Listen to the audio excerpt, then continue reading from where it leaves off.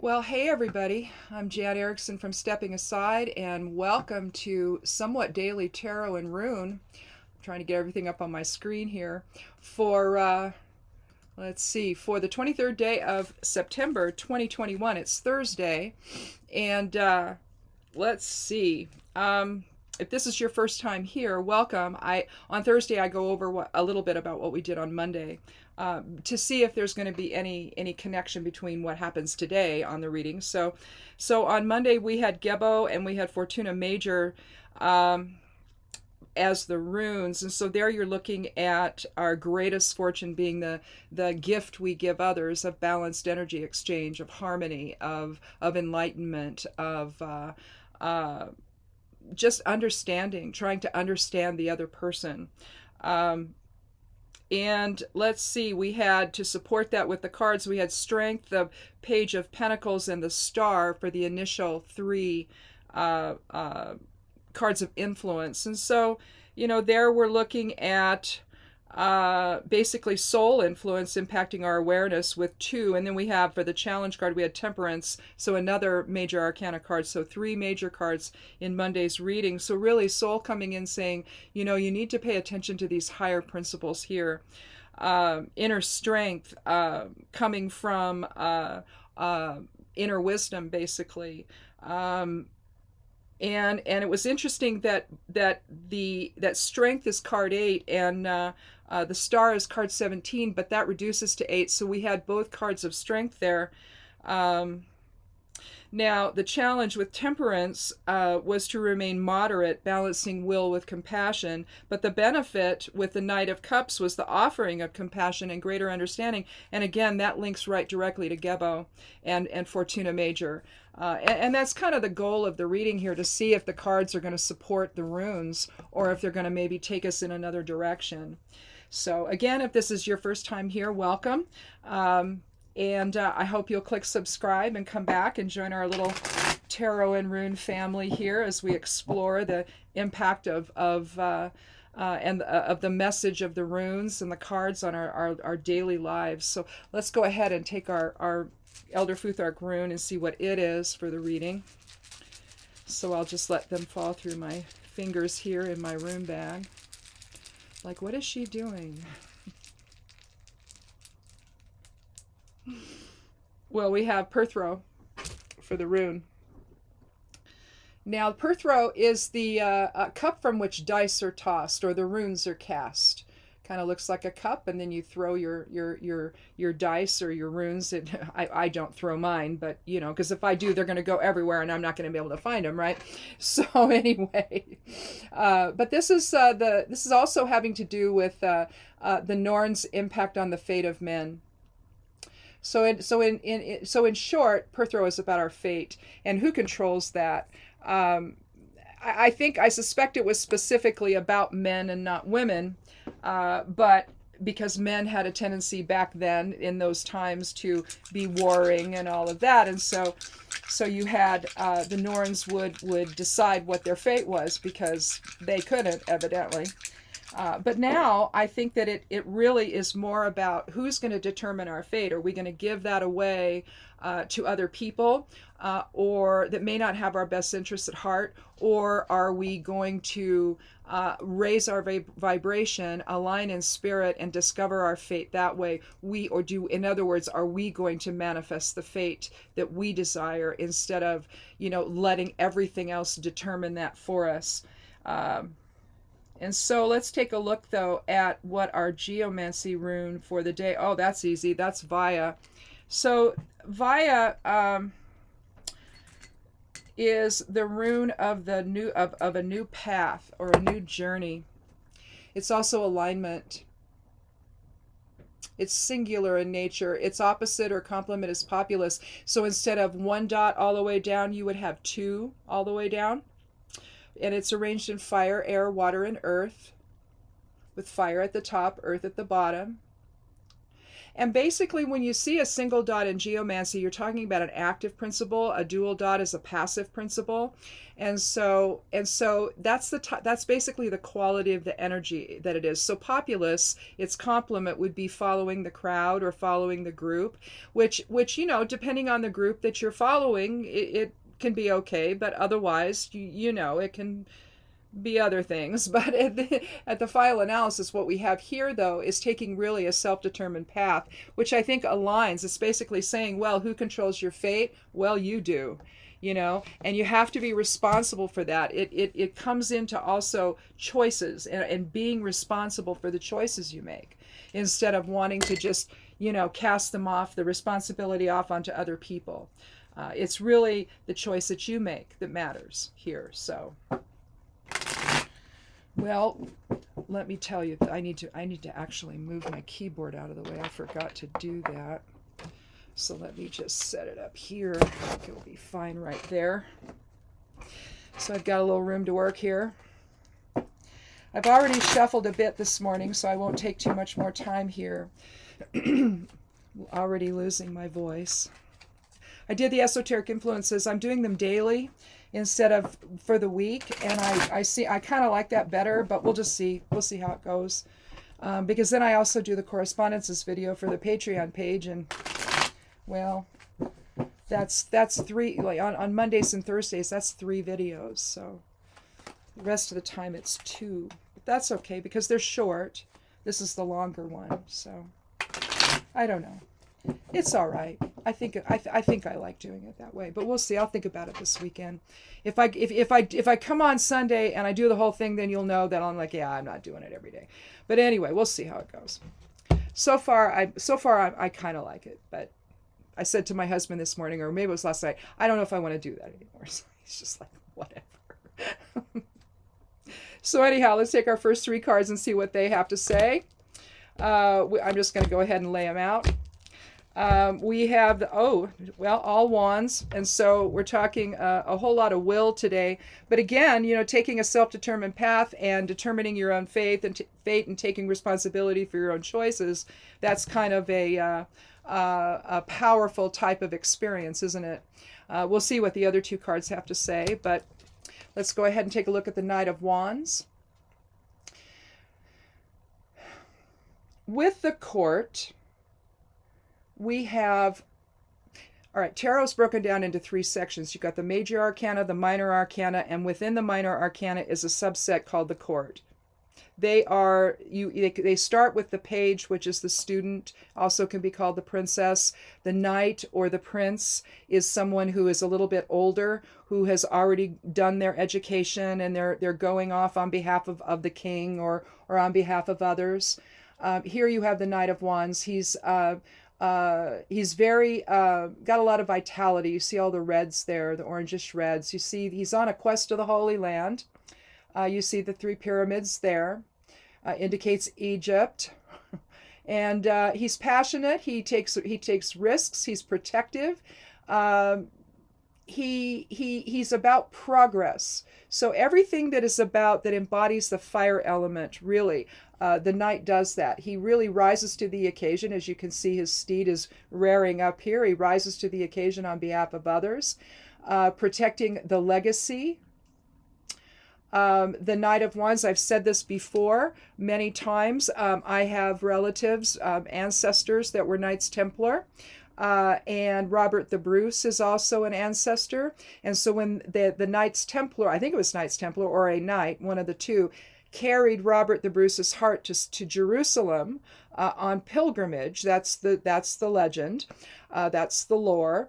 That particular knight is a relative, is an ancestor of mine. So when I see this, this is really about protecting legacy. Protecting all that we've built, that's shared. Next, we have the Ace of Wands. The other thing I wanted to say about how things are structured within the tarot. You have, again, the major arcana, which I view as soul archetype, but you have the Fool, which is undeveloped potential. Well, so are all the aces. So are the pages or the princesses in the court.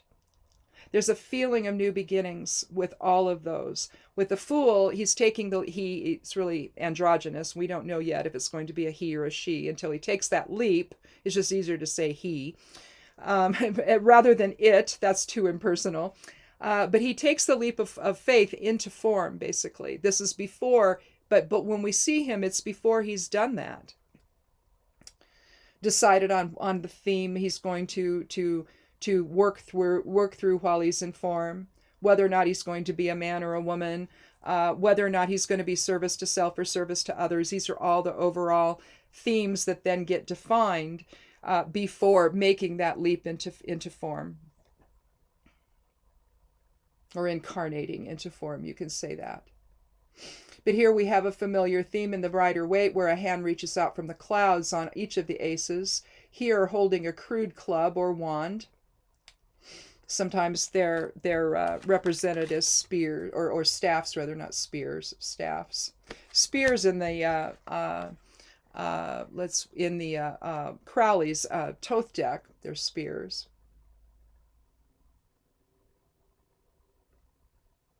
But they're also wands. Just depends. Sometimes they're flame tipped, you know. But here you have his he's also carrying, it probably extends down. We don't see it below here, but it's probably either a club or a staff. But here it's more in the form of its beginning form. And the Ace of Wands is the birth of creative thinking, just birth in general, passion, power, energy. Wands is about the will as the fire element. So we're protecting legacy. We're determining our fate. We're taking a self-determined path, which really aligns completely with Wands.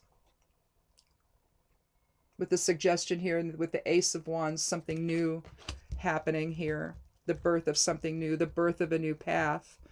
And again, we're taking it together. Someone, whether this is the king, I would think he'd be more ornate if it was the king, but someone is coming back from something successful. You see the wreath up here. You also see it here around his head, a garland of sorts of in a wreath form around his head. You see everybody going in the same direction.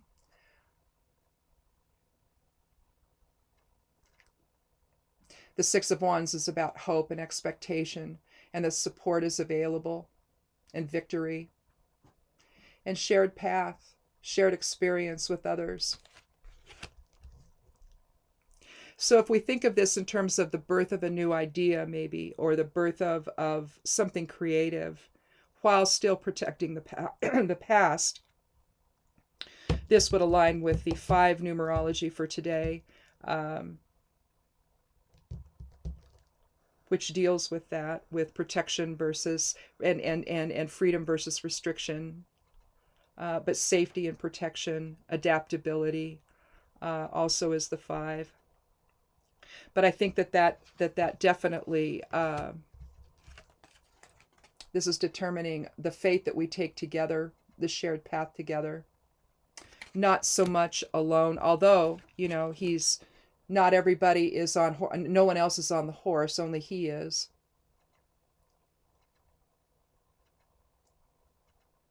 So maybe taking his own path that they're sharing with him, maybe. So maybe you're becoming the driving force for change in some regard in your life today, that you stimulate others to join in with you. New expression of creativity may be part of that. Let's take a look, though, at what's going to challenge us today. And again, regarding Monday, we started out with inner strength, right? And the expression of hope and desire and for something better. And I think that offering that gift of reciprocity to others that Gebo offers here really shows us in terms of Fortuna major, the greater fortune geomancy rune on Monday really shows us that being in alignment with others in a positive way, where it protects people, and you're concerned about safety, and you're adapting to the changes that are happening in order to do that, it does not necessarily negate the idea of an individual path that you're on. It just means that you need to adapt what you're doing and your perceptions so that people, that everybody comes out of it in a positive manner, instead of having it be something that like we're experiencing now with the pandemic. So much of that now is the focus is now shifted to trying to make it so our children aren't protected in schools, especially those that haven't been able to get the vaccine yet. And then will they even allow those kids to get the vaccine? Will the parents even allow it?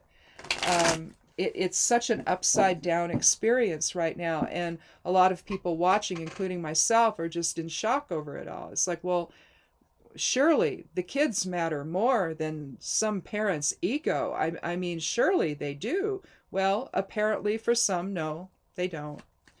So I don't know. Ideology has overtaken wisdom here, and it's interesting because you look at the ray influences on the forecast every day, and you're looking at ray 2, which is love and wisdom, and ray 6, which is devotion and idealism. They're at the same strength. They're both at least strong or medium strong. Yesterday they were medium strong. I'm not sure what they are today. I haven't looked yet. I still have to do that. But basically, as long as those two are in balance, you've got this. You at least you've got some wisdom that's keeping the ideology in check. But at the same time, especially if they're both having a great impact, you're going to have strength on both sides here. And so instead of wisdom overshadowing ideology, they're vying for position right now. And I think it's pretty obvious, the in terms of Perthro and Vaya here. If we are going to take a self-determined path that determines our fate, I suppose it's one thing if that only affects you. If it affects other people, though, now you're determining other people's fate in the process. And if you're going to do that, you have to make sure they're safe and protected. You can't allow your own ideology to interfere with the peace and security and health of other people. You see what I'm saying? So it's an interesting perspective when you look at Perthro and Vaya. Where are you going to take that? Will you take it to a very service to self-oriented attitude, or are you going to then have some adaptability to the situation and say, well, I still believe what I believe, but I'm going to do I'm going to follow this shared path so that we can all get through this, and then we can get back to arguing over who's right. Okay. But right now we got to protect one another, including the children. And there just seems to be a real issue, a real struggle between understanding that. So let's take a look at the challenge card. I'm going to take the 13th one for this. Well, we have the Chariot. 7th card of the Major Arcana. This is knowing when to take the reins and when to press on. Or not press on. Knowing when to take the reins and when to drop resistance. We'll say that. It's movement. It's mastery, even though he's still. You see the shadow side of self and spirit, polarity. You see the dreidel here, and it's upright. You see the winged sun above here, which is healing. So healing the polarity within.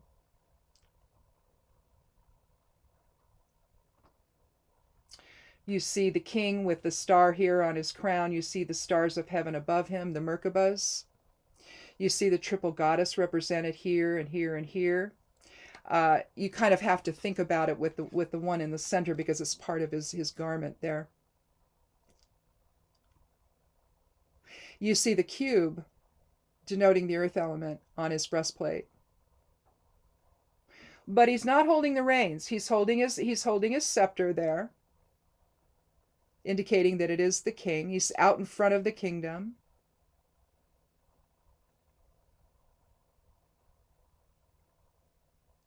But you can think of that chariot as the soul vehicle, can't you? You have all this higher self stuff happening up here, you know? And given that this is a soul archetype card, we're talking about balance, again, in surrender versus control. So the challenge, I guess, in terms of that is, can we determine our fate enough to where we can see the bigger picture and we can understand the effect of our actions on other people? Are we willing to, while we're taking this new path, you know, is it it's going to take an expression of will here, and we see that with the wands cards, all three in the general influence. The outcome typically with those cards is the third one, and having the determination to go with the flow, to go with the group, essentially, to take that path with others. So in here, instead of maybe it being a singular path, maybe we're really just talking about the self-determination to determine our own fate. And the fate, again, how we do that, the challenge is, are we going to be able to drop resistance and surrender to the moment, surrender to the shared path, or are we going to insist on doing our own thing and potentially harming other people in the process? See, and it doesn't have to do necessarily with the pandemic either, although that's the most current thing that we're all dealing with, right? This could simply be what you're doing in terms of maybe relationships at work, maybe, or relationships in your family, or with a spouse or partner. Are you going to determine your own fate in and make your own decisions, or are you giving your decision power away to other people?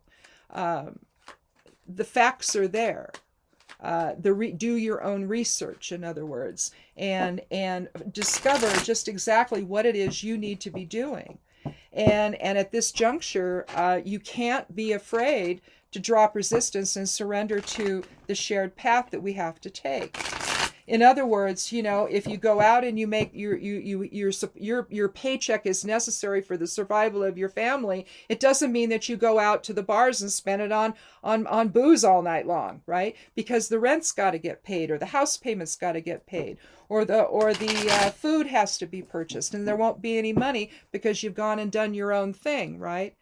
So again, you know, is it really a solitary path that you seek? Or is it one that's in a shared path with other people?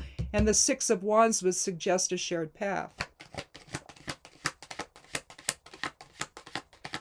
But there again, you're going to have to drop resistance and do that. And realize it's not just about you, right? That your fate is truly tied up in other people. Well, the benefit card is justice. So we have two. Because I'm looking at the ace, I'm thinking, well, that's got the power of the major arcana. Here we have card 11, and it's justice.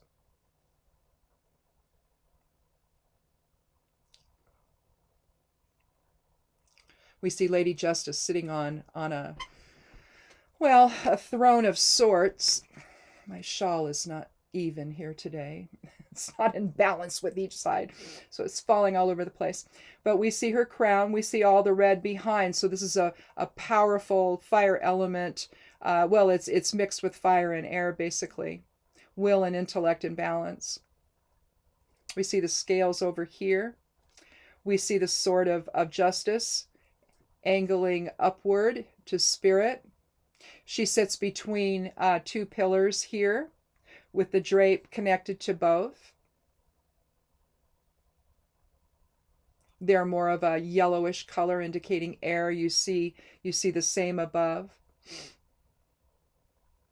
So this really is a blend of fire and air, will and intellect. So as the benefit card, then, if we're able to understand the issue of fate, in other words, if we were to look at this in terms of the virus, do we just let the virus win? Or do we take a look at the facts and we do what's necessary to stop it in its tracks? Well, no, there were enough people in the country who decided not to do that. And so consequently, that gave birth to all of the, the different variants that are out there. It gave the virus time to mutate. And now that's what we're dealing with. So, okay. The vaccines came out, but all that does is just stimulate your immune system to say, hey, I can actually deal with this.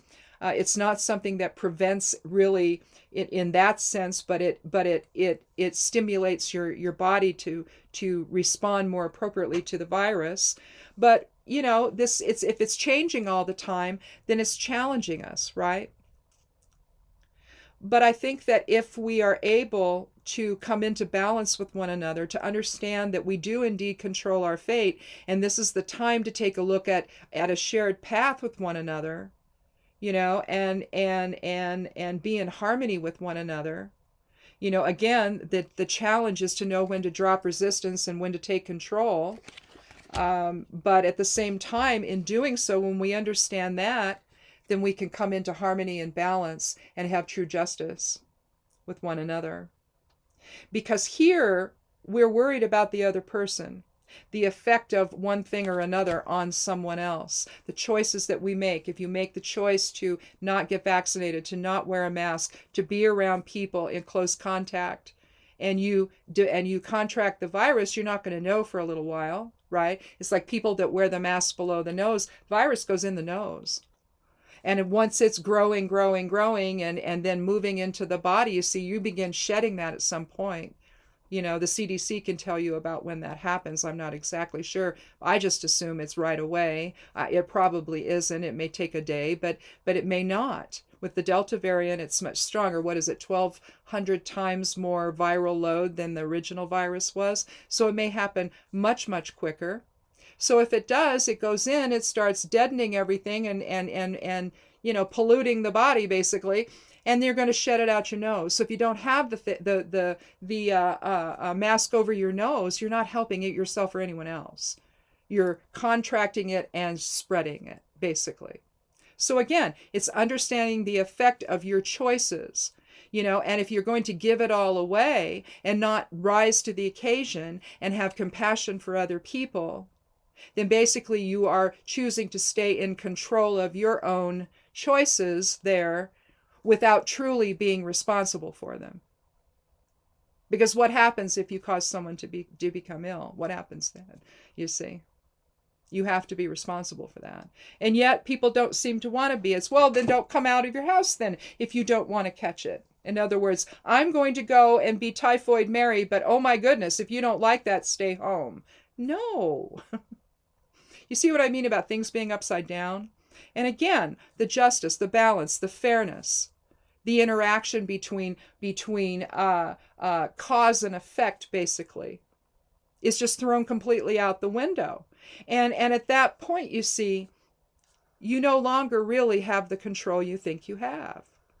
At some point, it's going to catch up with you, you see. And I think at some point, justice has to come in. A higher form of justice has to come in and say, enough's enough. Whether that's, your own source presence, your own higher self-awareness, which is preferable, or the government comes in and says, well, no, you're all going to do this now because you couldn't seem to figure it out on your own. So here's what's going to happen now if you don't. We see hospitals triaging now. We see this is horrible, and none of it needed to happen. But yet we had people not being truly responsible for their choices that they made and the impact it had on other people. And what it's doing to the hospitals, decimating the hospitals. People who need to come in for care for heart operations, I read in this one place, can't come in because the hospital is full. What are they supposed to do? They need those operations, right? Again, who's going to determine our fate? And it just seems to me when we can't understand the greater picture, then I think ego determines the fate instead of higher self. And again, how just that is, I don't think it's very just at all. So, but that's the decision again that you're going to make. Where do you, along what line do you fall, I guess? So, is it with higher self or is it with ego? So, anyway, that's all I have to say. Thanks for watching, and stay tuned for somewhat daily tarot and rune next Monday for the new week, and see where we go with this on Monday. But for the time being, just consider what the effect of your actions on others, and whether or not you're being responsible or not for the choices that you make. It's not okay to go out and risk other people's health and safety, and then just say to them, well, if you don't like it, then go home. No. There has to be some level of shared acceptance, of shared belief that something like that is not okay. And I think that that's there. It's just, again, we're struggling with that second ray and sixth ray energies of influence vying for position, with ideology struggling to survive against wisdom. And hopefully, the wisdom is ultimately going to overshadow ideology here. But we'll see how much longer that's going to take, right? Anyway. Have a good weekend, and we'll talk again on Monday. Be good to yourself, be good to one another, and blessed be.